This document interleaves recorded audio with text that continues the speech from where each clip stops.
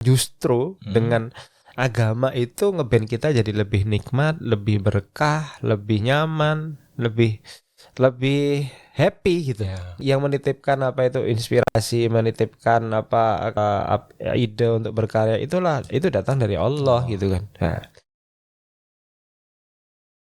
karena memang untuk melihat satu benda ini kita perlukan dua cahaya ya.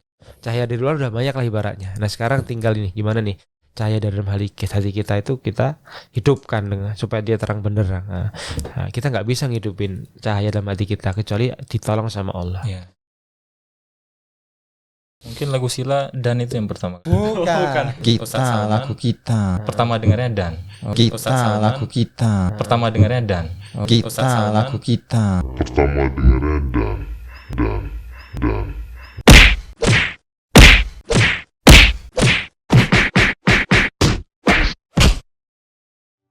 Ketika aku lihat cahaya terang, aku dapat merasakan kemana akan pergi. Bismillahirrahmanirrahim. Assalamualaikum warahmatullahi wabarakatuh. Jumpa lagi dengan kami MBH DIY dalam acara podcast kali ini spesial untuk kita semua, Ustadz Salman Al-Jogjawi. Assalamualaikum warahmatullahi wabarakatuh. Waalaikumsalam warahmatullahi wabarakatuh. Alhamdulillah. Gimana kabarnya Ustadz? Jumpa. Alhamdulillah Allah SWT takdirkan sehat. Semoga semua di sini sehat, yang nonton sehat, semuanya dapat berkah. Amin. Ramadan. Di Ramadan ini aktivitasnya Pak Ustadz? Kesibukannya Ustadz? Ya alhamdulillah. Ini di bulan Ramadan ini ya banyak silaturahmi. Kemudian tadi juga ada daurah sama keluarga 3 hari, 6 hari kemarin, 3 hari di Prambanan, 3 hari lagi di daerah Pakem ya. Masya Allah. Alhamdulillah. Nah, ini sekarang di PPK bisa jumpa sama Mas Fadil, Mas Farhan. Saya punya adik ipar juga namanya Farhan. Alhamdulillah. Farhan ini artinya kan selalu senang. Farhan Jiddan. Kebetulan hari ini 2F San. Fadil sama Oh iya. Oh, ini pertanda baik ini. Fadil ya karunia, Farhan karunia yang menyenangkan. Nah, tapi statusnya beda. oh gitu ya. Apa? Status WA ya. Si sendiri Status Ustadz. WA-nya. Iya. Hari ini kita bahas apa nih Mas Farhan sama Ustadz Salman? Ya kita pengalaman beliau dulu di awal, kemudian hijrahnya beliau, kemudian aktivitas dalam dakwah beliau, kurang lebihnya itu tadi. Secara panggilan Ustadz, mohon maaf lebih nyaman dipanggil Ustadz Salman atau sebenarnya masih pakai nama panggilan Mas Sakti atau bagaimana? Iya. Jadi boleh semuanya ya. Oh, iya. Mau Salman, bagus, masya Allah. Salman nama sahabat Nabi kan. Kemudian Sakti juga boleh juga. Itu kemarin habis ketemu sama ulama nih, Sakti Saktahat nih apa diam sesaat ya toh. Mas Fadil jago nih kan, ahli di ilmu tajwid orang Aceh kan. Jadi tenang sejenak itu kan. Hendaknya kita ya dalam hidup pikuk dunia ini senantiasa tenang bersama Allah. Wah, kan bagus juga ya kan. Jogjawi ya, saya dari Jogja. Dari Jogja, asli Bapak Ibu Jogja. Iya. Bapak Ibu dari luar kota, cuma saya lahir dari kecil memang di Jogja, saya lahir di Jogja. Mas Farhan mau tambah Mas Farhan Al-Jogjawi ini. Iya, saya juga mikir-mikir itu. Kalau saya kan Ismul Fadil Al-Asyi saya. Aceh. Apa bahasa? Al-Asyi. Al-Asyi. Karena kalau dicari Asyi itu nggak mungkin. Jadi adanya Al-Asyi. Makanya kalau di Arab itu ada namanya Baitul Asyi Ustaz ya. Nah, itu fungsinya agak panjang lebar dijelaskan. Besok kita bikin podcast sendiri untuk itu. Iya. Postingan tadi Ustadz Vespa kalau nggak salah. Senang Vespa Ustadz? Iya, suka saya. Sukanya karena apa? Dalam rangka dakwah. Karena banyak temen suka Vespa, saya lihat yang nanti bisa diajak dakwah sama-sama. Jadi dimana kita itu kalau bisa tuh menjadikan hobi kita pun hanya akhirat gitu. Nah, jadi saya lihat juga itu bisa beri celah dalam dakwah ya kan. Apalagi teman-teman Vespa itu kan saya dengar kan sudah punya sifat-sifat mulia ya kan. Misalnya Fadil dari motoring nih kan dari Jogja pulang ke Aceh naik Vespa contoh misalnya. Terus berhenti sebentar di Purworejo, hubungi aja anak Vespa Purworejo. Wih, itu sudah dijamu nanti. Oh, main-main sini sama anak Vespa Purworejo. Nanti maju lagi ke mana kota mana. Oh, silakan ini. Kayak semacam ada kayak paguyuban Vespa gitu. Jadi sudah ada sifat-sifat seperti Muhajirin dan Ansor. Nah itu kan Vespa Ustaz. Kalau itu kan pesta. Nah kalau kami hobi bola nih gimana Ustaz? Kira-kira yang berafiliasi ke akhirat kira-kira gimana? Oh itu bisa belajar iman di situ Dil. Jadi kita bisa belajar iman dari sepak bola, dari permainan bola itu. Jadi tadi kita ngobrol kan kalau di mobil tadi kayak misalnya Cristiano Ronaldo ya kan. Dia kan nggak selalu dia itu ngegolkan itu gol masuk ke gawang lawan kan. Jadi bola itu untuk masuk ke gawang lawan itu tuh bukan karena pemainnya yang jago. Kadang pun bahkan sekelas Maradona kan pernah ada ceritanya itu kan. Maradona pun bahkan dia tuh ngegolkannya malah ke gawangnya sendiri akhirnya kan.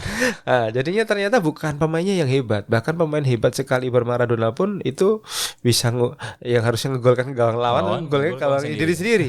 Jadi tandanya Allah yang hebat gitu. Jadi yang mengizinkan bola itu masuk ke gawang ataupun enggak itu bukan karena pemainnya yang hebat, tapi karena Allah yang mengizinkan. Pemain yang hebat kok dikehendaki oleh Allah SWT bukan masuk gol ke gawang lawan, malah ke gawangnya sendiri.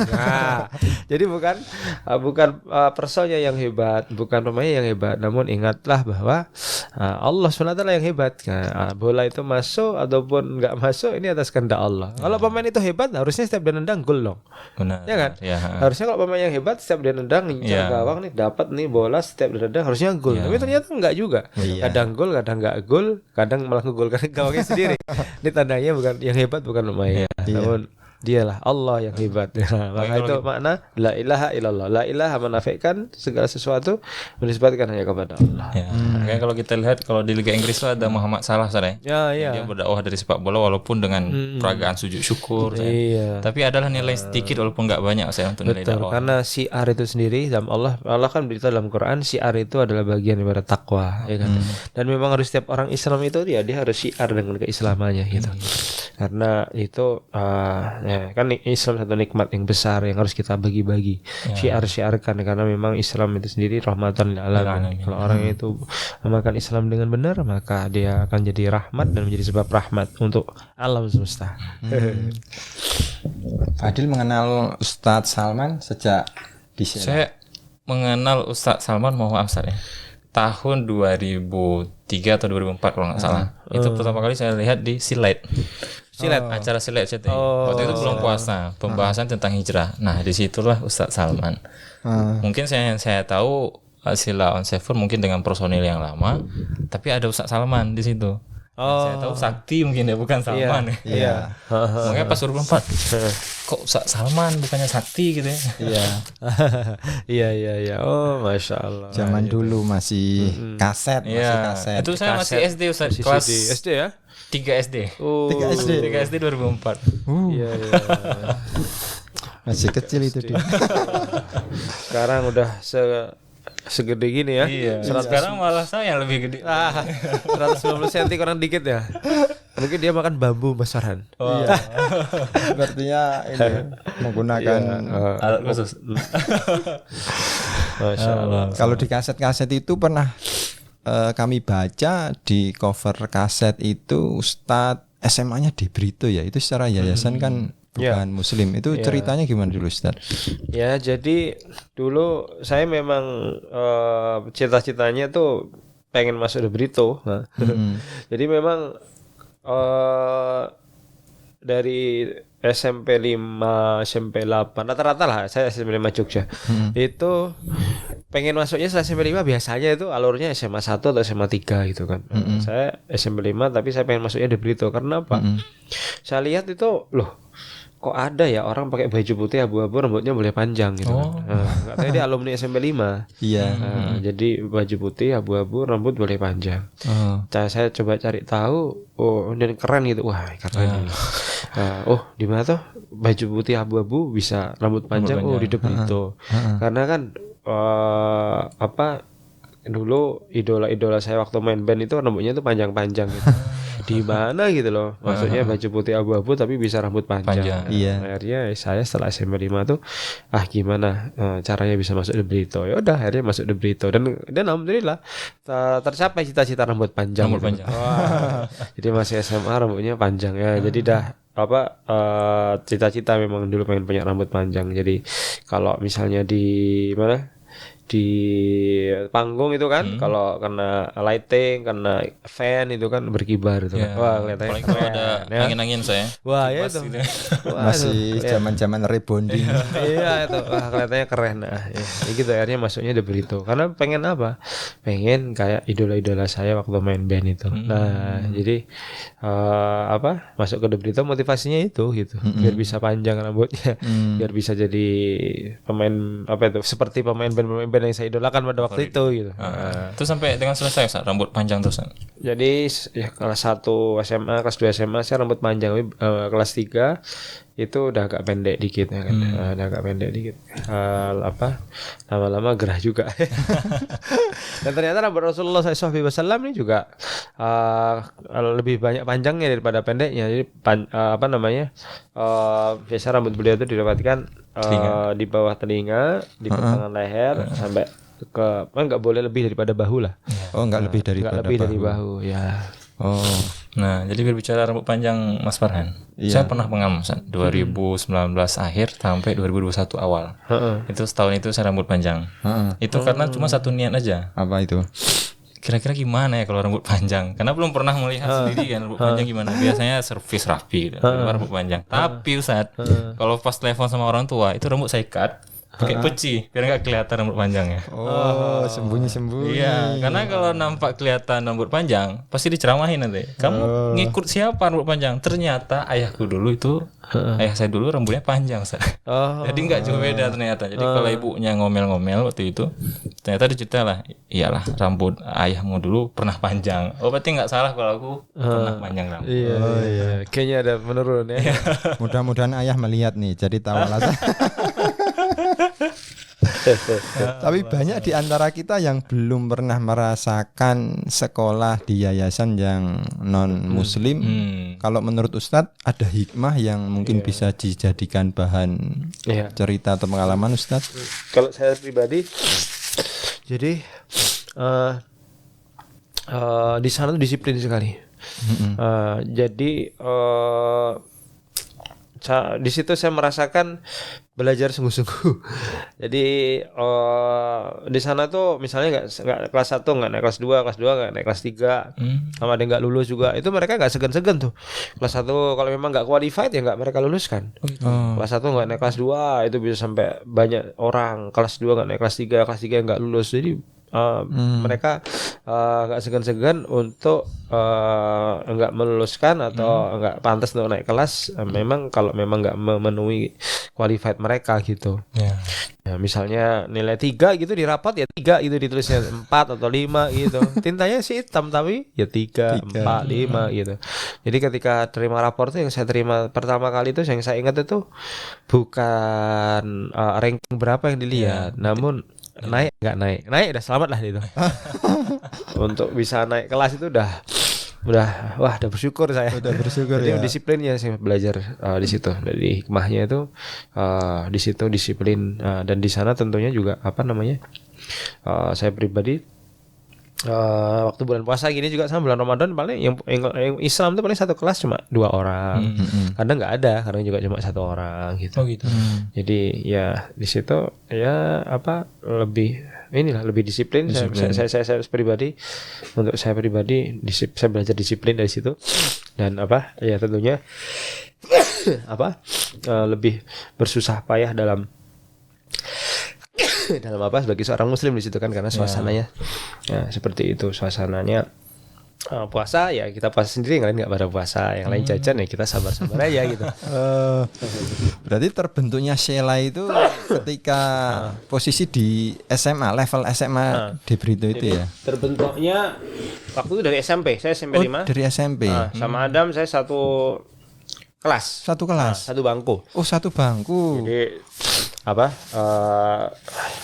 ini saya sama Adam satu bangku. Bisa kan biasanya aku duduk SMP itu. Mejanya panjang ya kan. Jadi satu bangku saya sama Adam satu bangku. Terus akhirnya saya belajar main gitar tuh dari Mas Adam. Mas Adam tuh main bassnya Sheila. Mas Adam belajar main gitar itu dari bapaknya. Saya belajar gitar dari Adam. Saya ingat tuh waktu itu. Diajarin Adam main, diajari kunci-kunci C D F G A B. Nah itu, terus kemudian ya, kita suka ngeband dah toh. Habis itu kita buat band. Terus siapa nih cari ini nih vokalis ya? Saya sama Adam saya kadang-kadang masih ganti-gantian. Kadang Adam main bass, saya main gitar. Kadang saya main gitar, Adam main bass gitu. Jadi ganti-gantian. Terus gimana nih cari vokalis? Akhirnya ketemu, siapa ya?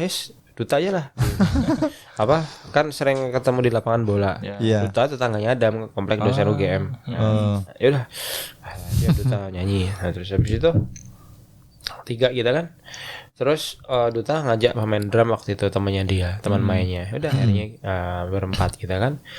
SMP saya pindah ke Semarang sebentar setahun. SMA bandnya dibentuk lagi, saya Adam sama Duta. Nah, saya punya teman main waktu SMP dulu. Namanya Oscar. Nah, Oscar ini saudaranya Eros. Terus Oscar lah ngenalin saya ke Eros. Terus Eros tak ajak gabung, ayo Mas Bro,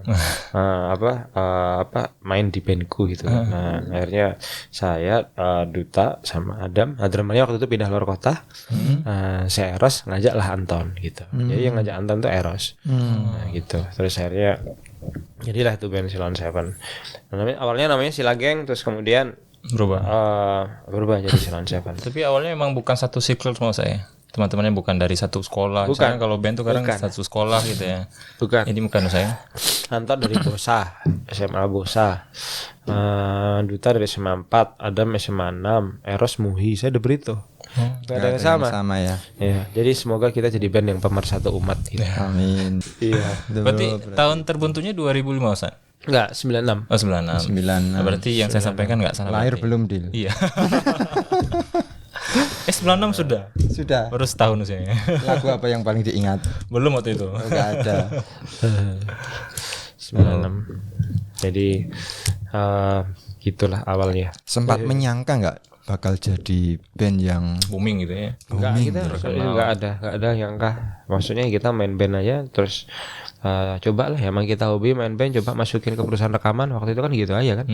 Kayak misalnya kayak Mas Fadil, Mas Farhan udah lulus SMA atau lulus kuliah, terus kemudian ngajuin CV ke perusahaan yang diidam-idamkan, kemudian diterima. Sama dengan kita juga. Hobi main band, ya udah akhirnya masukin ke perusahaan rekaman. Ya udah perusahaan rekaman itu nerima, terus habis itu kita rekaman. Waktu itu dikontrak sama satu perusahaan rekaman itu sampai pertama 4 album diperpanjang jadi 8 album.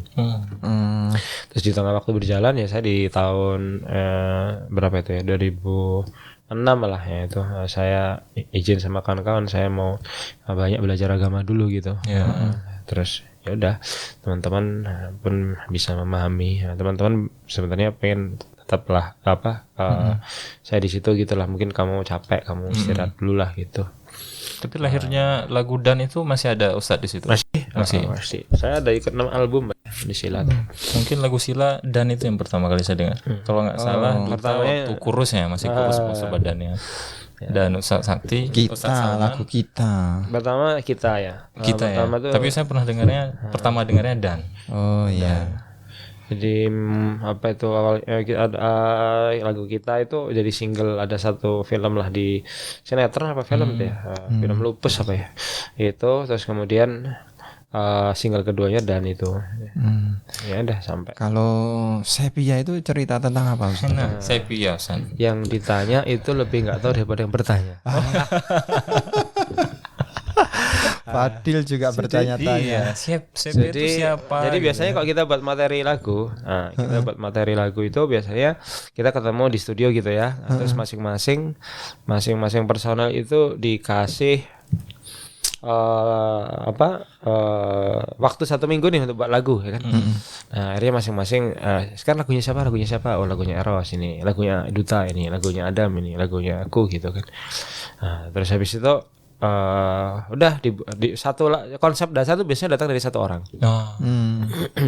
Kemudian aransemennya di aransemennya dibuat bareng-bareng. Bareng-bareng. Gitu. Konsepnya biasanya Eros. Konsep dasarnya biasa dari satu orang. Nah, memang yang Allah kasih bakat lebih itu Eros. Allah kasih bakat dia lebih dalam buat lagu gitu. Berarti sepia tuh bukan nama orang berarti Ustaz ya? Sepia itu ya nama fiksi itu. Nama fiksi. Ya, berarti ini jamaah yang bertanya, berarti sepia itu adalah fiksi. Cerita fiksi yang ada di lagu. Itu nama fiksi. Kalau itu nama fiksi gitu. Jadi bukan orang yang real ada itu. Sepia itu sepia itu namanya? Itu nggak ada. Jadi itu nama fiksi.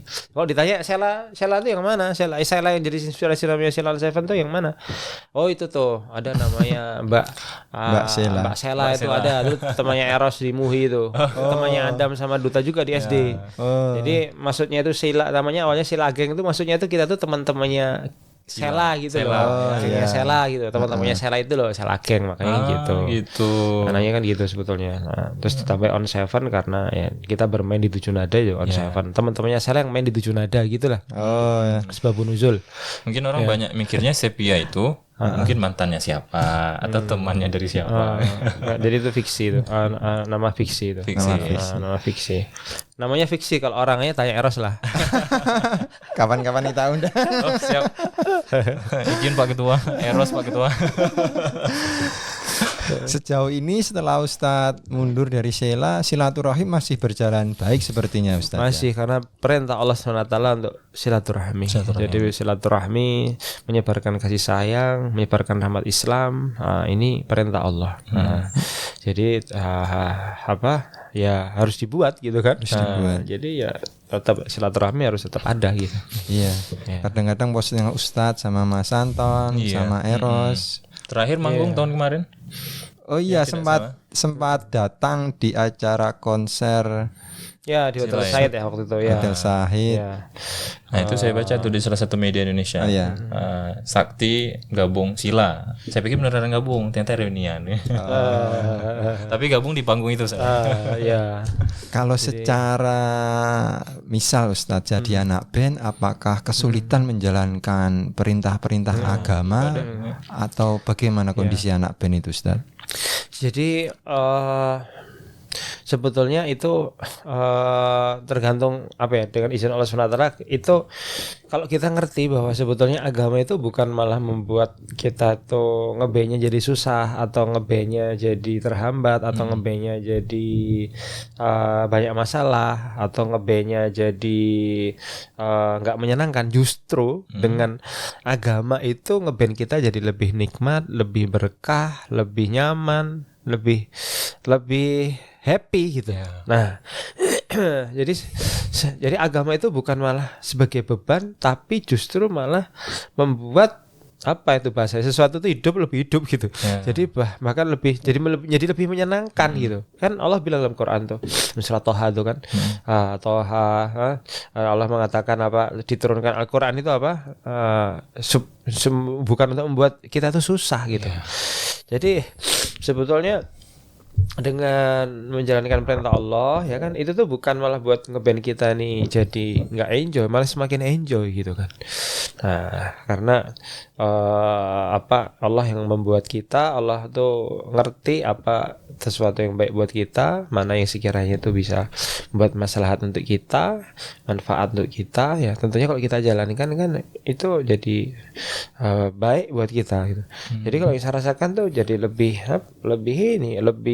enjoy sebetulnya dengan kita menjalankan perintah Allah di situ gitu. Jadi justru kalau ditanya, agama itu justru malah membuat profesi kita tuh semakin enjoy gitu. Nah, bukan malah membatasi kita jadi semakin susah berkarya, sebaliknya gitu. Malah justru membuat lebih enjoy kita dalam profesi kita gitu. Tapi contoh misalnya dalam surat Al-Waqiah disebutkan kan hadis Nabi SAW, bacalah surat Al-Waqiah, karena surat Al-Waqiah surat Al-Ghina ya kan, dari kekayaan. Jadi misalnya nih anak band nih, dia lagi buntu inspirasi, lagi buntu ide, lagi mau buat karya, bingung mau buat apa, kan gitu kan. Sebenarnya gampang aja solusi Islam. Ya udah, sholat 2 rakaat, kita adukan hajat kita kepada Allah, baca Al-Waqiah supaya nggak fakir ide, fakir inspirasi, ya kan.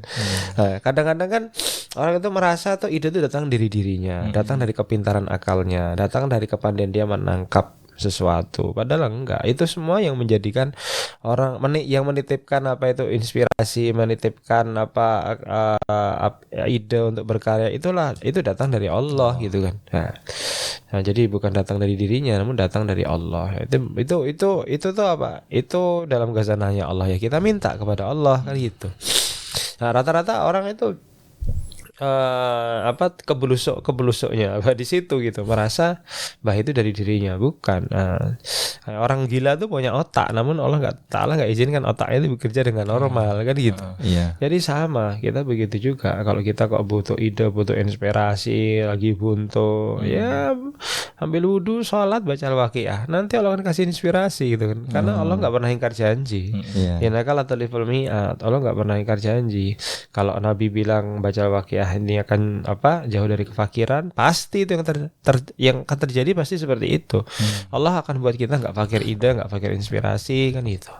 Nah, jadi salah satu contoh lah dengan dan kalau kita nih ngeband dengan di situ ada perintah Allah di situ ya, di situ justru memudahkan gitu, bukan malah menyulitkan.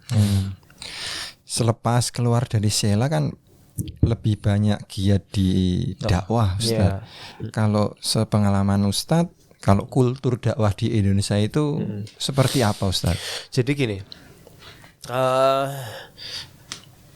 yang pertama, Indonesia negara kepulauan itu banyak air di situ kan, banyak air. Jadi dari segi geografis masyarakat Indonesia itu tuh sebagaimana air itu apa? Air itu air itu akan sesuai dengan wadahnya. Sesuai dengan wadahnya. Taruh mangkok bentuk mangkok, taruh gelas bentuk gelas gitu. Jadi kita orang Indonesia itu karena dekat air itu, jadi dari segi geografis jadi banyak ikutin tren gitu kan. Jadi banyak dia berubah, trennya gelas ikut gelas, trennya mangkok ikut mangkok gitu kan. Satu itu. Yang kedua, kalau yang dari orang-orang tua dalam dakwah itu mengatakan kalau di Arab itu pedangnya itu lurus. Iya kan? Lurus dia. Tapi kalau di Jawa keris kan? Keris. Enggak sih, baru nanti. Tapi tetap runcing ujungnya. Pedang ujungnya runcing, keris juga ujungnya runcing gitu. Jadi kalau tentunya dengan kita dakwah di Arab dengan di Indonesia ini lain. Tentunya maksudnya tetap dakwahnya Rasulullah SAW, cuma membawanya agama kepada masyarakat Indonesia dan masyarakat Arab ini tentunya secara psikologis lain. Karena kalau gitu, Arab itu pedangnya itu lurus gitu kan, tegas gitu kan. Ya kalau mungkin ya di Indonesia pun ada juga yang tipologinya seperti itu. Gitu. Tapi kalau di Jawa gitu, Indonesia ya itu tadi kita harus anggap bengkok, tapi ujungnya tetap runcing gitu. Tetap runcing gitu. Kalau Fadil rencong juga kadang lurus, nanti ujungnya agak runcing. Dan juga agak bengkok ke ujung kalau nggak salah. Kalau di Aceh rencong kan. Nah, terkait hijrah, Ustaz, ada nggak tantangan yang berat banget Ustaz rasain ketika pertama kali keluar dari band gitu dan sampai istiqomah sampai sekarang? Kira-kira tantangannya apa, Ustaz? Jadi itu semua pasti akan dialami pelaku-pelaku dakwah. Awalnya akan ada ujian penolakan. Ya kayak dulu Sayyidina Mus'ab bin Umair ya kan, ditolak sama keluarganya ya kan. Nabi Muhammad SAW bahkan harus hijrah ke Madinah karena memang suasana dakwah di Mekah sudah begitu berat dan susah ya kan. Akhirnya Nabi hijrah ke Madinah yang akhirnya pun Fathul Mekah, kembali lagi ke Mekah kan gitu. Nah, kemudian begitu juga awalnya tuh ada fase yang namanya itu marhalatul istidbar, penolakan gitu ya. Jadi awalnya sih bapak ibu saya tuh nggak setuju saya begini juga, tapi bapak ibu saya lihat tuh lebih kepada khawatir, bukan nggak setuju dengan Islam sendiri itu bukan, namun lebih kepada khawatir jangan-jangan saya ikut perkara-perkara yang membahayakan kan gitu. Kemudian marhalatul istidbar termasuk ya ada juga sih fan, kalau teman-teman Sela sendiri itu nggak ada masalah, namun kadang malah ada fansnya Sela yang malah yang enggak begitu ini ya kan. Tapi teman-teman Sela sendiri nggak ada masalah, fansnya Sela malah yang apa yang ini ada yang nggak setuju. Marhalatul istidbar. Kemudian setelah adanya fase-fase penolakan gitu, nanti kalau kita istiqomah terus dalam dakwah, maka nanti akan sampai pada fase marhalatul istiqbal. Jadi orang senang dengan kita, ya kan? Orang senang, ya, orang datang kayak Nabi ketika ada 13 tahun di Mekah, ya, ketika Nabi hijrah ke Madinah, disambut oleh orang-orang Madinah. Tola'al badru alaina, istiqbal. Jadi banyak orang senang, banyak orang datang. Nah, kemudian nanti kalau kita istiqomah masuk kepada ujian berikutnya, jadi marhalatul amal, dunia datang kan, dunia datang ya kan. Namun sebagaimana sahabat-sahabat Nabi tetap pada masa Sayyidina Umar 2/3 dunia ditaklukkan Islam. Namun gimana cara mengatasinya? Ya tetap pada sifat zuhud ya kan. Jadi meskipun dunia datang, namun ketika Allah SWT itu besar dalam hati, maka datangnya dunia ini nggak ada masalah gitu kan. Nah, dengan datangnya dunia dipakai untuk mensyiarkan agama Allah kan begitu. Nah, terus nanti sampai pada tanjakan berikutnya, yaitu sampai pada tanjakan. Nah, kalau sudah penolakan dilawatin, orang pada senang, kemudian dunia datang, nah nanti merasa layak, merasa pantas, aku layak, aku pantas, harusnya begini begitu dan sebagainya. Nah tapi itu tadi balik lagi, kalau ada penolakan tentunya ada, karena kalau kita buat dakwah kok nggak ada penolakan, ya itu jangan-jangan kita ngelawak bukan dakwah. Iya, tantangan ya. Tantangan, makanya kalau banyak orang bilang nggak semudah itu Ferguson. Tapi yang senang itu lebih banyak daripada nggak senang kok. Kayak lihat ya, Abu Bakar senang, Abu Jahal senang, Abu Sufyan yang tadi nggak senang jadi senang. Nah, yang nggak senang itu dikit aja, Abu Jahal, Abu Lahab dikit, nggak banyak. Tapi kalau senang semua itu salah. Kalau nggak senang semua juga salah gitu. Nah, insya Allah yang senang itu lebih banyak daripada yang nggak senang. Iya. Gak terasa Ustadz, sudah 30 menit closing statement Ustadz. Mau menyampaikan nasihat atau menyampaikan terkait jadi boleh meraih kemenangan Ustadz Idul Fitri, karena kita menjelang Idul Fitri ya ini ya.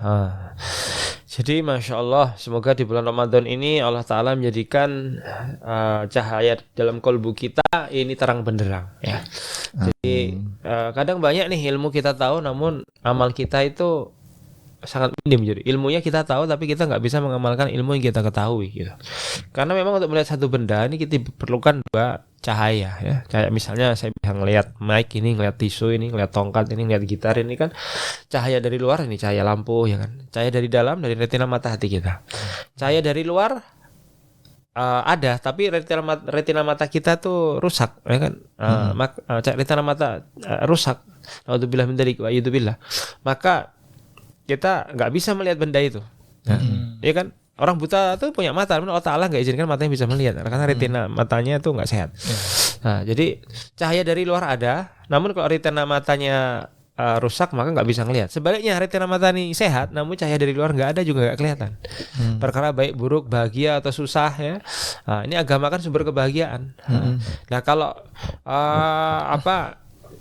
kita memahami bahagia itu tuh nggak sebagaimana yang dikehendaki Allah dan Rasulnya. Nah, akhirnya salah arah kan. Akhirnya salah arah ya, salah tujuan ya. Yang harusnya itu masuk ke rumah tidur dengan nyaman pakai air hangat ya kan. Nah, tapi karena salah arah masuknya ke jurang ya kan.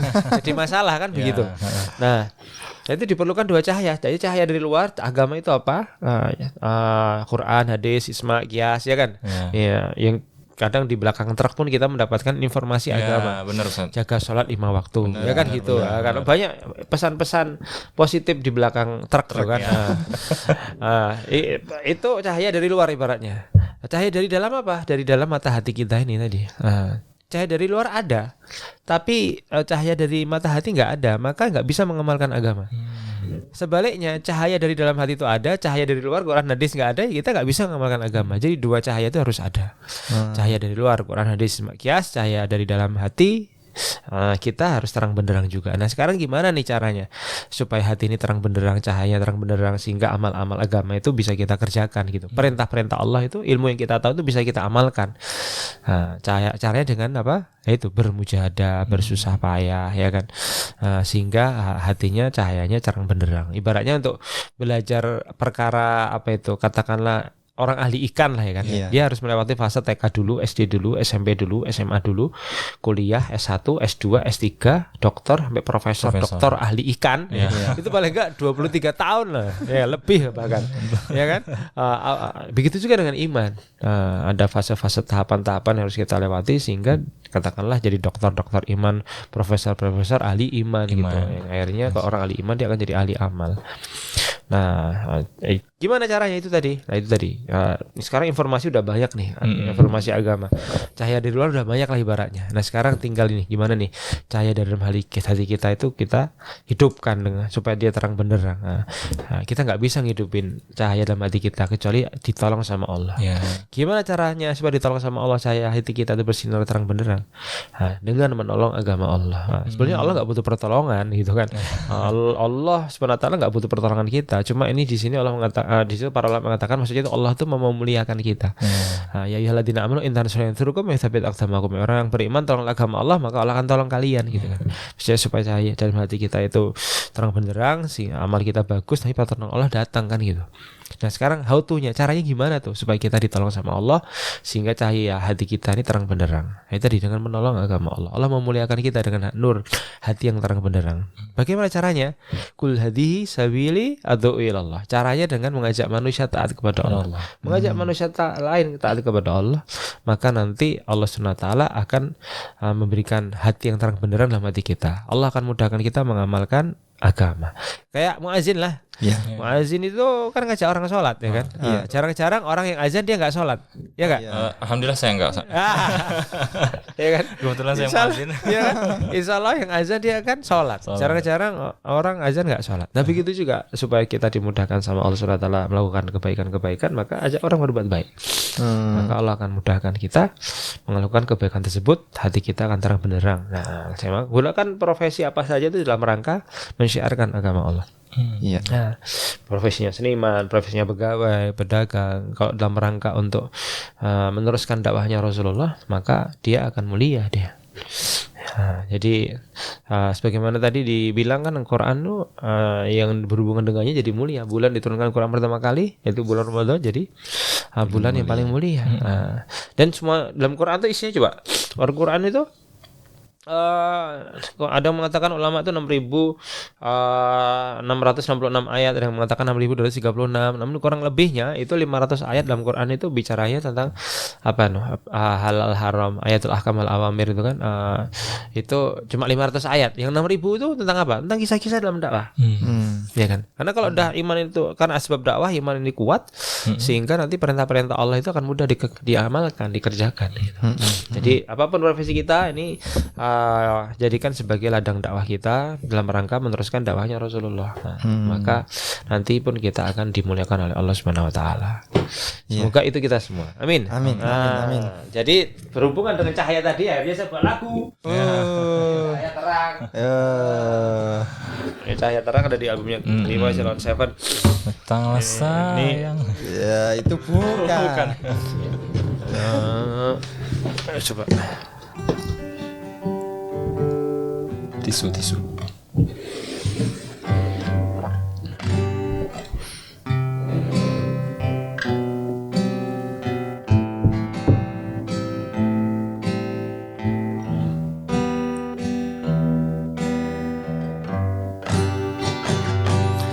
Ketika aku lihat cahaya terang, aku dapat merasakan kemana kan pergi. Ketika aku injak dunia luar, Aku yakin semuanya akan ku nikmati. Takkan pernah aku takut, takkan pernah aku sedih. Hadapi semua ini.